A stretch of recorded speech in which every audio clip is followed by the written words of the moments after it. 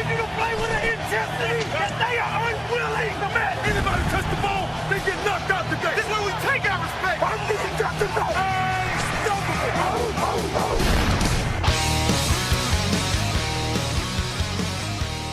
Bem-vindos ao podcast NFL Hoje. Meu nome é Gabriel Martins e aqui comigo hoje está o Frederico Maritan. Tudo bem, Fred? Tudo bem, sim, Gabriel. Mais um giro de notícias muito importante pra gente. Mais uma semana ótima da NFL, com muitos acontecimentos super interessantes. E vamos que a notícia não para. É isso aí. Antes da gente passar pro giro de notícias, a gente vai falar também do Monday Night Football, né? O bom jogo aí do Arizona Cardinals contra o Baltimore Ravens. O Arizona Cardinals venceu. E no final também a gente vai fazer uma prévia aí do Thursday Night Football, um jogo importante aí. Que quem via esse jogo no calendário há umas 3 semanas atrás achava que ia ser moleza, mas aí com os Dolphins aí crescendo, agora vão enfrentar o New England Patriots, tem tudo para ser um jogão. Mas vamos começar logo pelo Monday Night Football.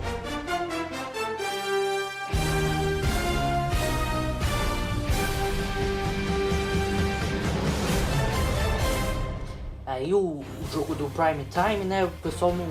Até eu achava que não ia ser um jogo muito bom, mas acabou que foi um jogo bem interessante. O Baltimore Ravens chegou ali a ter a oportunidade de empatar o jogo, mas no finalzinho não conseguiu o touchdown que daria o empate. Na verdade precisaria do touchdown e da conversão de 2 pontos, mas o Arizona Cardinals não teve a melhor das suas partidas, mas continuou mostrando que é um time muito sólido. E é impressionante como esse time do Arizona Cardinals, se você for ver aí o ranking dos jogadores aí que disputam pelo prêmio de Comeback Player of the Year, é quase o elenco inteiro do Arizona Cardinals, né? Porque você tem o Carson Palmer voltando de uma lesão no joelho, jogando talvez aí o melhor futebol americano que ele já jogou na carreira. O Larry Fitzgerald do nada voltou a jogar no mais alto nível. Os números dele nesses 7 primeiros jogos agora são os melhores da carreira dele, são o melhor começo de temporada da carreira dele. O Chris Johnson, inacreditável, ele tá com uma bala no ombro e é o segundo running back com mais jardas na NFL. Tem também o Tyrann Mathieu, que perdeu a última temporada, boa parte da última temporada por causa de uma lesão no joelho, e tá jogando melhor que qualquer safety aí na NFL. Pra mim, um dos candidatos aí Defensive Player of the Year. Então esse time do Arizona Cardinals continua mostrando solidez.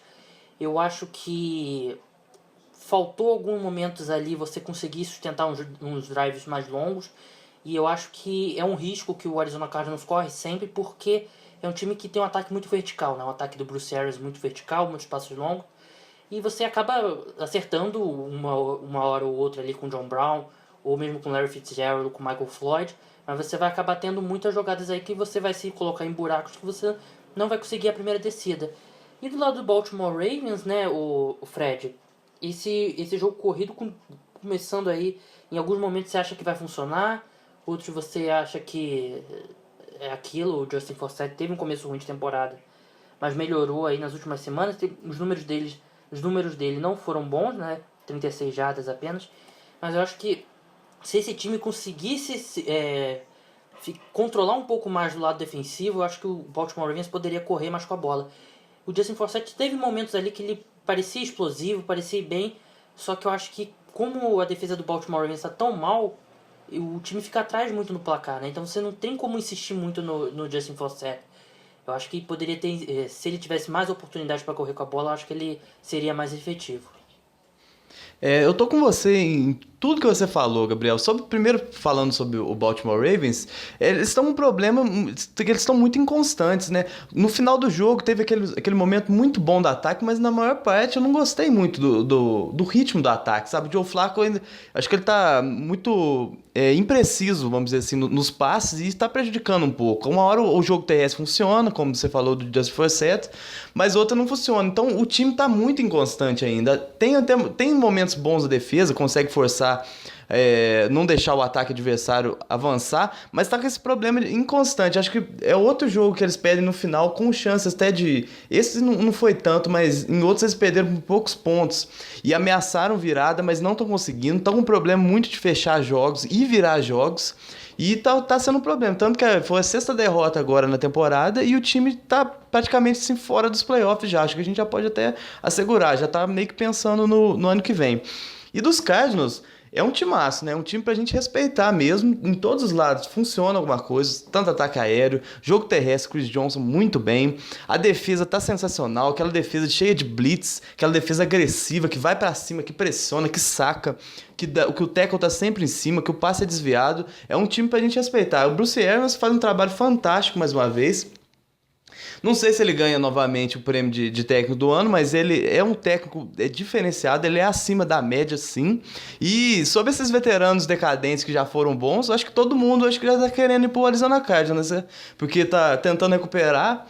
Até ver, a gente pode até fazer uma lista futuramente de quem tá um veterano mal, que pode mandar pro Cardinals que lá resolve que eles voltam aos seus bons anos. Vamos. Eu acho que o Bruce Arians talvez só não conseguiria consertar o Peyton Manning, mas de resto aí, veterano que já tá aí de repente saindo do seu time e tal, acho que tem muita gente que vai olhar com bons olhos pro Arizona Cardinals. O Fred falou da consistência do time, realmente é um time muito consistente, mas ontem teve algumas gafes nos special teams, né? Errou ali field goal e teve o punch bloqueado também. E o Baltimore Ravens, eu acho que dos times aí que estão aí com 1, 2 derrotas, 0 ou não tem mais nenhum time sem vitória, mas desses piores times aí, com os piores recordes, eu acho que o Baltimore Ravens deve ter disparado o melhor saldo de pontos, né? Porque ele perde os jogos por diferenças curtas, fica vivo a maior parte do jogo. E eu não sei se é tanto mérito do Baltimore Ravens nesse último jogo, ou os momentos do Arizona Cardinals ali, que foi como a gente falou, né? Pelo jogo de muito risco que eles se propõem a fazer, passe muito vertical, ataque aéreo muito vertical, eu acho que às vezes você acaba não tendo campanhas tão longas, tão consistentes. Mas o Chris Johnson teve uma partida excepcional, né? Correu 18 vezes para 122 jardas e um touchdown. Um jogador que a gente achava que era só para fazer número no training camp, e uma grande história aí. Pra mim, é claro que vai ser difícil alguém ganhar o Comeback Player of the Year esse ano sem ser o Eric Berry, que é o safety do Kansas City Chiefs, que se recuperou de um câncer no ano passado e tá jogando aí no Chiefs. Mas tem muitos candidatos e acho que o Chris Johnson é um candidato sério. Ele que tá ainda com a bala no ombro dele, é inacreditável isso. Mas passando agora, vamos seguir em frente no nosso programa. Nosso programa hoje tem 3 etapas, né? Agora a gente vai para a segunda etapa, que é o Giro de Notícias. Jason Pierre-Paul é aprovado em exame físico e o jogador já negocia o contrato com o Giants. Mesmo após polêmicas, Jerry Jones confirma interesse em renovar o contrato com Greg Hardy. Chip Kelly se defende e diz que o treinador de running backs que controla quantas vezes Murray e Matthews correm com a bola. Ryan Mallett é cortado pelo Houston Texans.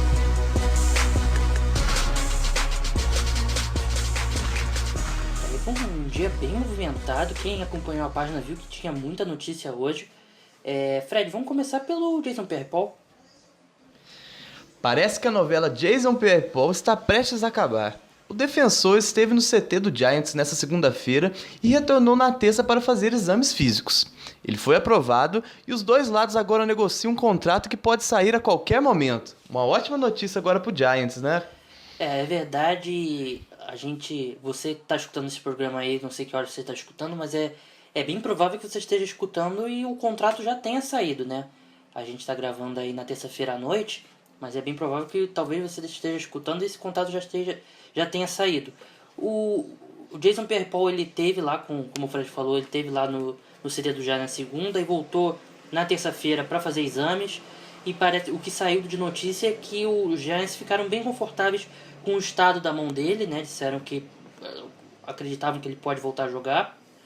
E agora parece que é uma questão deles entrarem em um acordo. Os Giants não querem pagar o salário da franchise tag. Claro que não pagaria o franchise tag de 14 milhões inteira. Seria esse número mais ou menos dividido pelos jogos dele que ele participasse. Seria por volta de $800 mil aí por jogo. Os Giants querem dar um contrato menor e, em contrapartida, eles dariam muitos incentivos por marcas de sec, de repente se o time chegar ao playoff, pelo desempenho do Jason Pierre-Paul. E, em contrapartida, eles prometeriam não colocá-lo na lista de lesões não relacionadas ao futebol americano. Que se o jogador é colocado nessa lista, o time não precisa pagar o salário dele, né? O time pode se recusar a pagar o salário. Realmente, o Fred falou uma boa notícia pro torcedor do Giants, e realmente porque quem tem assistido o jogo dos Giants, né, Fred, vê como esse time precisa aí de ajuda no pass rush. É um time esforçado, tá tendo até bons momentos, né, defensivamente falando, mas precisa de mais pressão no quarterback. Falta ainda um jogador talentoso para chamar a responsabilidade na defesa, que precisar forçar um turnover, ou que conseguir aquele sec que vai atrapalhar o ataque adversário. Agora, eu tenho minhas dúvidas se ele vai estar bem fisicamente agora, depois de uma perda, assim, vamos dizer assim, desse jeito. Eu não sei como é que são esses testes, como é que são esses exames, mas se o Giants tá interessado em fazer um contrato agora com o jogador, eu acho que então ele tem condição de jogar. Agora, não sei se vai jogar naquele nível que se espera dele. O que saiu parece que os Giants, a intenção deles seria colocá-lo no elenco. Exemption list, eu não sei qual seria a tradução literal em português. Mas basicamente ele ficaria no elenco por 2 semanas, seria ativado depois de 2 semanas. Mas nesse período ele não ocuparia uma vaga dos 53, né, que o time pode ter no elenco. Então ele teria essas 2 semanas aí para treinar e voltaria na semana 10. É difícil também, acho que não tem nenhum precedente, né, para saber como que o Jason Pierre-Paul voltaria.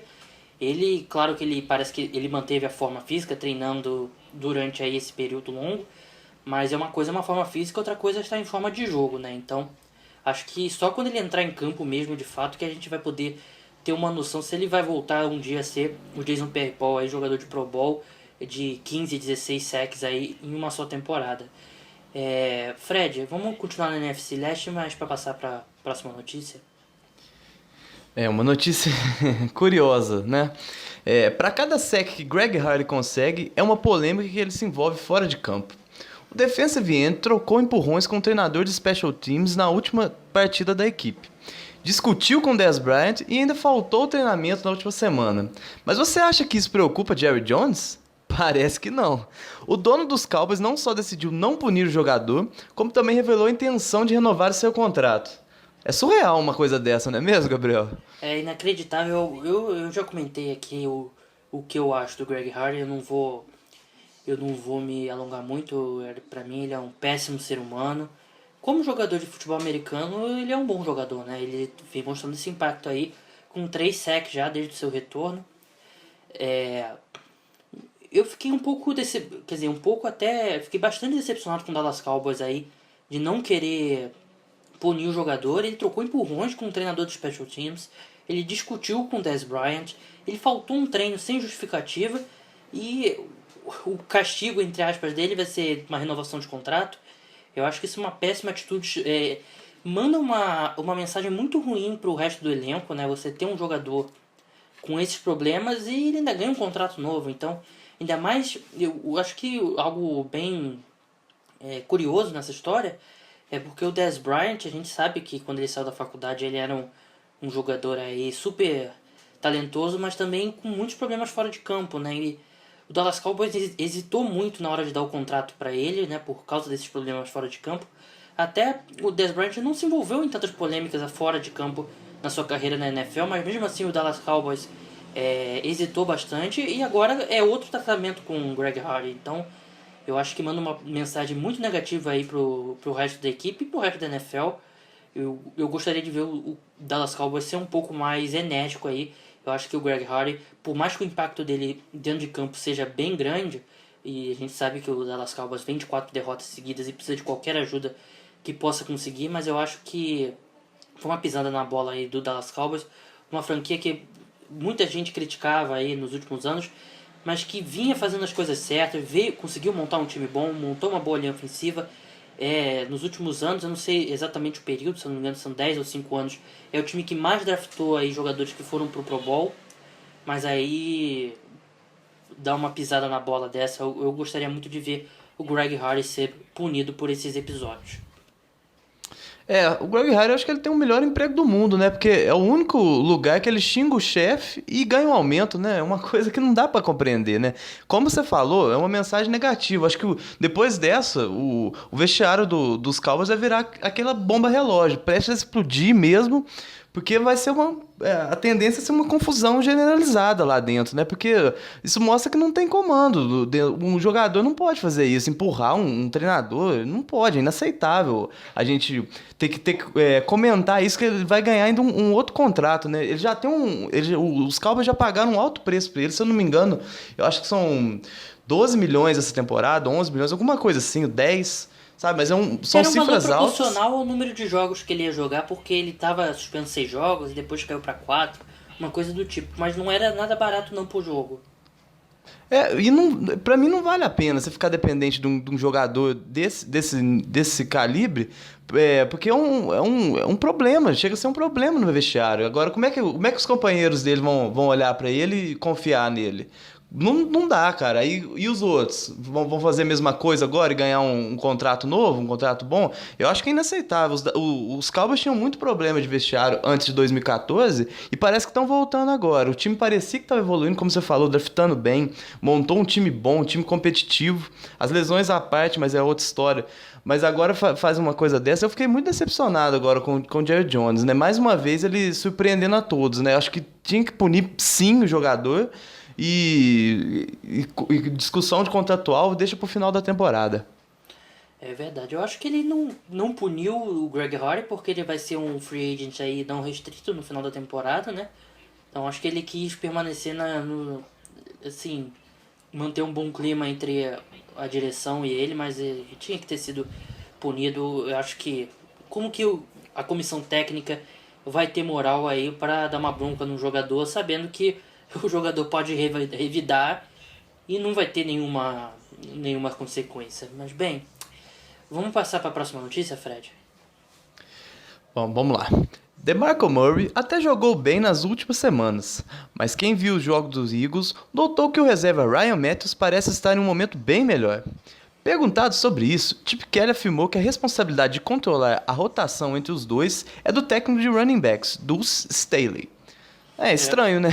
O Chip Kelly tirou dele da reta, né? O DeMarco Murray, como o Fred falou, até jogou melhor nessas últimas 2 semanas. Mas quem vê os jogos dos Eagles vê que o Ryan Mathews parece estar num momento bem melhor. A média dele de carregadas é bem melhor que a do DeMarco Murray. Só que ele continua sendo aí pouco aproveitado, né? Eu não tenho os números aí exatos, mas eu lembro que eu escutei uma estatística que era tipo 75% e 25% a divisão desse backfield. E quem vê os dois jogar sabe vê que o Ryan Mathews está no momento melhor. E eu acho que o que está pesando aí pro Chip Kelly... primeiro que eu não gostei dessa atitude dele colocar a culpa no Deuce Staley, né? Porque primeiro que o Chip Kelly é o chefe dele. Mesmo que seja o Deuce Staley que controla isso, é uma decisão que tem que ser supervisionada pelo Chip Kelly, né? Não importa que o Deuce Staley é ele que toma a decisão, mas isso... rebate no chefe, né, no head coach, e ainda mais o Chip Kelly que chama jogadas, né, do ataque, não é o coordenador ofensivo da equipe. Então o Chip Kelly, novamente aí, uma pequena polêmica, né, porque você coloca aí um dos treinadores seu no fogo e tira o seu da reta, mas eu acho que se o Deuce Staley que toma essa decisão, é a hora do Chip Kelly aí falar, não, vamos ter que mudar isso, porque o Ryan Mathews está num momento muito melhor.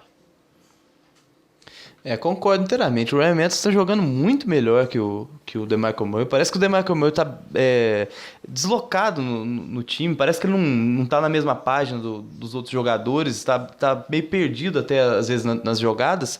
Mas agora o Chip Kelly mandou mal mesmo. Porque ele que é o responsável. Quem trouxe os running backs foi ele. Quem trocou o LeSean McCoy foi ele. E ele ganhou muitos poderes essa temporada, pelas trocas, pelas contratações, porque ficou tudo quase que na mão dele. Ele que quase que assinou o cheque também para trazer esses jogadores, né? E agora jogar a responsabilidade pro técnico de running backs, eu não gostei dessa atitude também. Acho que ele se esquivou e o jogo terrestre dos Eagles ainda não tá aquela maravilha toda, melhorou um pouco, mas ainda é uma grande decepção pelos 3 running backs que tem lá. Acho que é o melhor trio, talvez, de running backs da liga.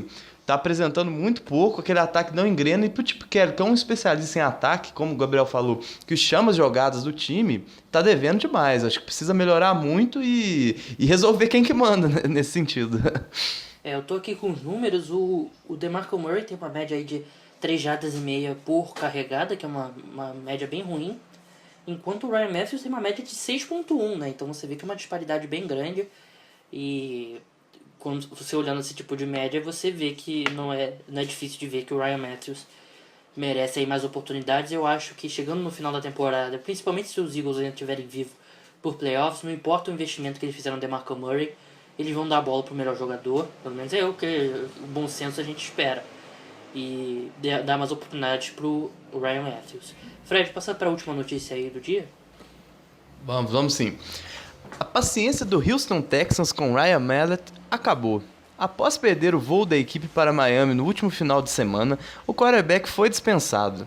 Vale lembrar que durante o training camp ele faltou um treinamento logo após o anúncio de que Brian Hoyer seria o titular. Então o histórico dele não é mesmo dos melhores, não é mesmo, Gabriel? Vê que ele já fez isso antes, né? Eu lembro que quem assistiu o Hard Knocks viu que logo depois no episódio, teve, se não me engano, o segundo ou terceiro episódio, foi anunciado que o Brian Hoyer seria o titular, o Ryan Mallett seria o reserva. E no episódio seguinte começou o episódio vendo que, lembrando que o Hard Knocks é o documentário que acompanha um time da NFL durante o training camp, esse ano foi o Houston Texans. E o Ryan Mallett simplesmente faltou o treino, e foram atrás dele, ele chegou no final do dia, disse que o despertador, né, no caso o celular dele, não despertou. A gente sabe como é que é esse miguezinho, né? E pode até que seja verdade, né? Mas o Ryan Mallett já é um jogador que ele era ultra talentoso, quer dizer, ultra talentoso na faculdade, muito bem cotado, só que com muitos problemas fora de campo, muitos problemas aí de comportamento. Foi por isso que ele caiu no draft, foi escolhido pelo New England Patriots, foi agora pro Houston Texans e continuou mostrando esse tipo de maturidade, né? Ele agora botou a culpa no trânsito, né? Mas como que a comissão técnica e o elenco inteiro chegou e só ele não chegou? Então aí acabou, né? Acabou a paciência, o Houston Texans aí cortou ele. Primeiro teve uma polêmica, né? A gente chegou a dar notícia e teve que deletar porque logo depois saiu o anúncio do corte. Ele, parece que o Bill O'Brien, né, o head coach do Houston Texans, queria cortar ele mesmo antes do jogo, e o Rick Smith, né, o general manager lá do Houston Texans, que já está há bastante tempo lá no cargo, vetou, mas parece que acabou prevalecendo a vontade do Bill O'Brien e o Ryan Mallett foi dispensado. Agora, eu acho que ele jogou muito mal essa temporada, mas eu acho que ainda vai ter gente querendo apostar no talento dele, porque braço ele pelo menos tem um dos mais fortes da NFL. Não acho difícil ele ganhar outra oportunidade não, mas ele vai ter umas entrevistas aí bem complicadas para justificar esses problemas, né, Fred? Total falta de profissionalismo da parte dele, né? Perder jogo e uma desculpa esfarrapada dessa, não é possível que na NFL hoje aconteça uma coisa dessas, né? Inaceitável para um jogador, para um quarterback, né? Que é uma posição tão importante, fazer um papelão desse, né? Ele foi e o pior de tudo é que os Texans pagaram um preço alto por ele, porque foi uma troca, um jogador que foi escolhido na segunda rodada e pelos Patriots, e aí é de se esperar que alguma coisa ele tem, né? Porque é um quarterback jovem, como você falou, com um braço muito bom, mas não tá mostrando nada, não tá jogando nada, não consegue acertar seu jogo faz tempo. E agora vai atrás de algum time, né? Sempre tem alguém precisando de quarterback, agora ele conseguir uma vaga em algum lugar, né? Não sei se por agora, mas futuramente a gente já vai ver ele empregado de novo. Seria um bom lugar para ele ir para Arizona agora, né? Ir lá fazer a reabilitação do Bruce Arians, né? Pois é. E até se tem alguém que poderia aí se beneficiar com uma ida para Arizona seria o Ryan Mallett. Bem, como a gente anunciou antes, agora vamos passar para a terceira etapa do nosso programa, né? Vamos passar para o preview do Thursday Night Football.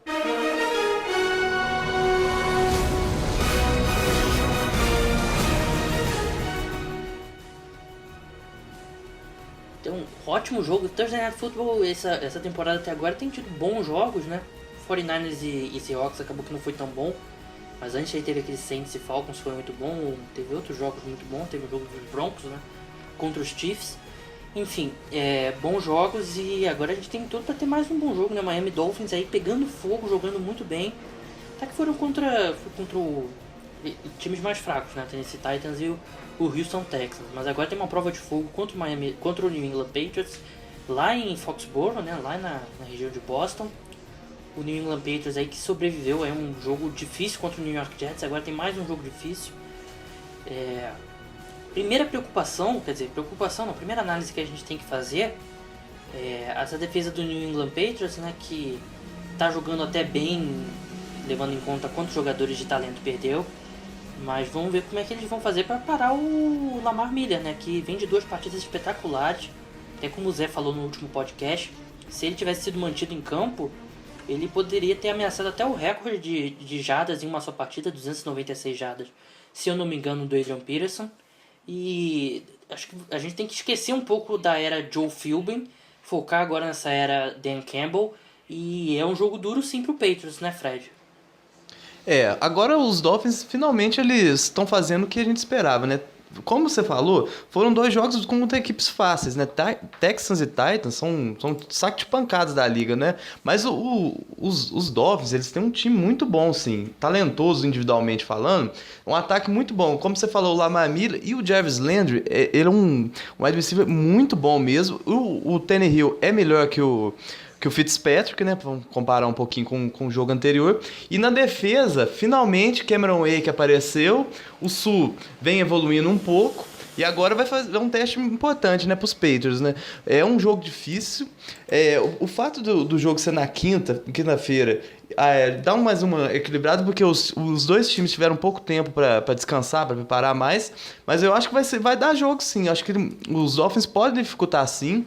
Eles já, todo ano, acho que nos 2 últimos anos, já ganharam, pelo menos um jogo dos Patriots ganharam, mas foi em Miami. Eu não sei se podem ganhar, porque os Patriots em casa são muito fortes, né? Vamos ver como é que eles vão sair na quinta. Vamos ver se continua esse efeito Dan Campbell, né? Essa mudança de técnico sempre dá uma motivação, vamos ver se continua.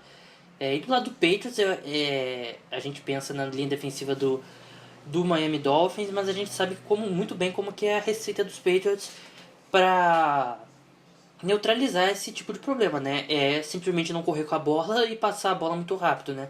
O Dion Lewis aí parece que vai voltar, ele que é bastante importante aí nesse jogo aéreo, né? Engraçado a gente falar de um running back importante no jogo aéreo, mas o Dion Lewis é excelente jogando, recebendo a bola, né, em passe. Vai ter aí, e como sempre tem aquela desvantagem para os outros times adversários, que é o Rob Gronkowski, né? Que acho que ninguém consegue marcá-lo muito bem. E o Cameron Wake realmente teve uma ótima partida, tem 2 jogos bons já. O Andam Sun melhorou também, mas vai ser difícil eles fazerem impacto se a bola sair da mão do Tom Brady em 2 segundos, em 3 segundos. O Tom Brady se livra da bola muito rápido. Então eu acho que vai ser o Patriots vai continuar com essa receita. Não vejo eles querendo arriscar muito no jogo corrido, acho que vai ter poucas oportunidades para o LeGarrette Blount novamente.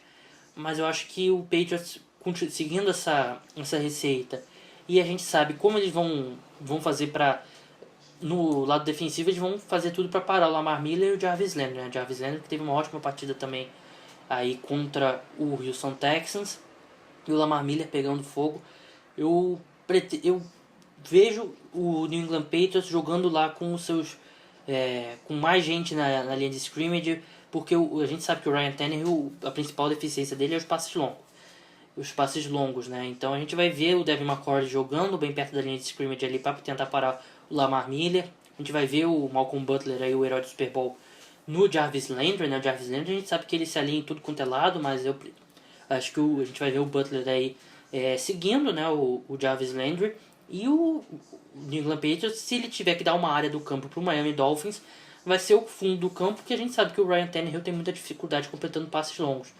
E acho que esse vai ser mais ou menos o cenário que o jogo deve se desenvolver, e eu acredito que mesmo nesse bom momento do Miami Dolphins, acho que o jogo até pode ser equilibrado, mas acho que o New England Patriots continua invicto. Os Patriots jogam em casa, é o time que dá tudo certo, né? É o único time na liga que pode abandonar o jogo terrestre, que tá tudo bem, né? O Tom Brady tá jogando num nível de MVP mesmo, é um time muito forte e pode dar esse luxo de não utilizar muito seus running backs correndo com a bola, né? Porque com essa linha defensiva dos Dolphins forte e uma defesa com talento, eu acho que não tem nem porquê os Patriots correr demais com a bola, né? Agora, pros Dolphins ter alguma chance, pra mim, é pressão no quarterback. fazer pressão quase que o tempo inteiro no Tom Brady, né? Secar a fonte, não deixar que a bola chegue limpa pros wide receivers, pro Gronkowski e para as outras peças que tem muitas lá. Agora, eu não sei, eu acho que pode até dar uma dificultada pros Patriots, mas eu acho que eles vencem assim com uns 10 pontos de diferença, pelo menos. Eu acho que vai ser muito importante pros Patriots, pro Miami Dolphins, eles eliminarem sempre a primeira opção dos Patriots no jogo aéreo. Eles têm o Brent Grimes, que vai poder seguir o Julian Edelman, né? E se você tem que colocar gente para bater no Rob Gronkowski logo na linha de scrimmage, eliminar o passe rápido pro Gronk, eliminar o passe rápido pro Edelman, e você fazer o Tom Brady ter que ir para a segunda, para a terceira leitura dele, para o terceiro alvo, para dar tempo do do Cameron Wake, do Ndamukong Suh, do Olivier Vernon chegarem no Tom Brady, porque se o Tom Brady tiver liberdade para completar os passes curtos, ele vai completando passe de 5, 6 jardas o jogo inteiro e vai terminar o jogo aí com essa média, e ele não vai se importar, ele não vai querer forçar um passe longo, ele vai tentando tirar o que a defesa dá a oportunidade. Então acho que o Miami Dolphins tem aí pelo menos jogadores na defesa para tentar atrapalhar no New England Patriots, mas a gente sabe que entre ter e conseguir executar um plano de jogo contra os Patriots, a gente sabe que é muito difícil, e por isso que eu e o Fred aí apostamos aí na vitória dos Patriots. Antes da gente terminar, né, Fred, não sei se eu já cheguei a falar no podcast, não lembro se eu falei na segunda-feira.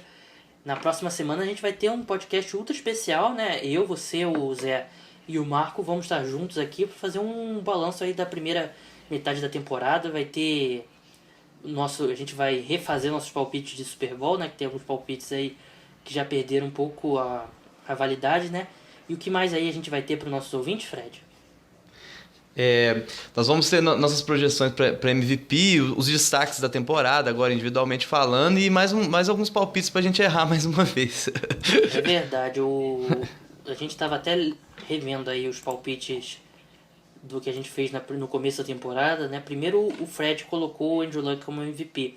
Tem um dos nossos leitores, agora me fugiu o nome, ele gosta muito de postar isso nos nossos comentários, né? Ele deve ser uma pessoa que nunca errou um palpite na vida, né, Fred? Pois é. É um absurdo. É a única pessoa no mundo que nunca errou um palpite, né? Ele gosta. Claro que vocês podem brincar com a gente, não tem problema nenhum. Eu só acho engraçado que pelo menos uma vez por dia ele posta Andrew Luck MVP nos nossos comentários. Mas não foi só. Olha, eu garanto que não foi só a gente que teve esse palpite. Na verdade foi o Fred, eu arrisquei ele pra Offensive Player of the Year, mas eu tenho certeza que não foi só a gente que deu esse palpite. Enfim, deve vir no meio da semana que vem, a gente ainda está estudando aí como é que vai ser o formato direitinho, mas vai ser um programa bem especial, então escutem aí pra gente, nossos palpites aí, o MVP da primeira metade da temporada, os melhores jogadores da primeira metade da temporada, com a equipe toda do NFL hoje no programa. Fred, você quer falar mais alguma coisa antes da gente terminar, antes de você ir pro seu futebol? Não, foi só isso mesmo, tá tranquilo, e vamos que a cobertura nossa não para. Vamos acabar o podcast que o Fred já tá calçando a chuteira enquanto a gente fala. Bem, meu nome é Gabriel Martins, você esteve comigo com o Frederico Maritã. Na sexta-feira a gente volta com a prévia da rodada aí da semana 8. Até lá, tchau!